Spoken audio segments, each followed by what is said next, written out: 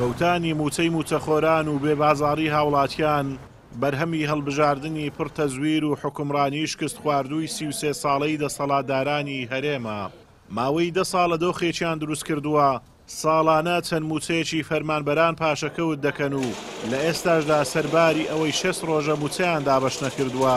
هاوکات لە پیلاندان بۆ خواردن و پاشەکەوتکردنی موچەی مانگەکانی 11 و 12 کۆتایی ئەمساڵ.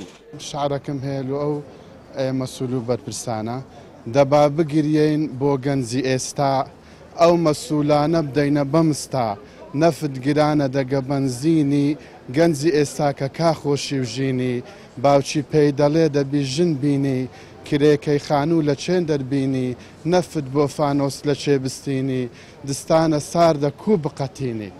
ئەوەی من ئاگامێ لە بازاڕەکەی خەڵک ساردە لەسەر ئەشیاد مەسەن کڕین و بەگشتی خەڵک وەزئی دارایی خراپە. ئەو مەعاش فەوتانەش ئەو موچە فەوتانەش بەڕاستی تەئسیر زیاتر لەسەر بازاڕێکە بازار کەڵەکە ئەکات لەسەر یەکتری. کاسبکاران دۆخیان لە فەرمانبەران باشتر نییە. بەهۆی نەهاتنی موچە بازار کەس بووە و کاسبکاران دەڵێن کارمان نەماوە و خەڵک پارەی پێنیە. والله بازار حتى برندي ضعيفة. لا سميني ولا لما بقاي دو بقرة زمات ما فروشتينا. أري والله لسه عشش بياني من ديما أو بازاري كسبش من نهاية أو بازاري حتى أني وراني بلايت وليرة ببوصل ما بو باراني دو بقرة زمات ما فروشتينا. بازار أو بري خرابة. أري والله جا دوا لحكومتي كان معاشي بدا خريك فقيرة خريك بارينيا.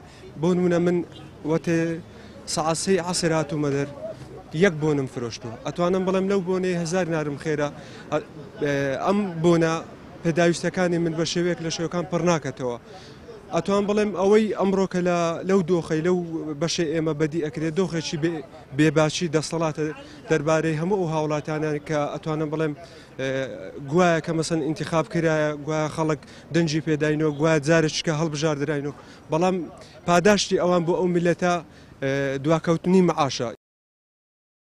حکوومەتی ماوە بە سەرچووی هەرێم بێباکە بەرامبەر هاوڵاتیانی هەرێمی کوردستان و خراپی دۆخی گوزەران و نەبوونی خزمەتگوزاری و بێموچەیی دەسەڵاتدارانی لە خەوی غەفڵەت و بێ ئاگایی لە ژیانی خەڵک بەخەبەر نەهێناوە.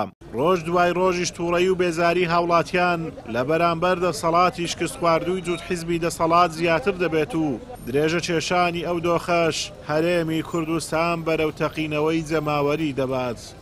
ئازاد و مەراوەی کەناڵی ئاسمانی پەیام سۆران.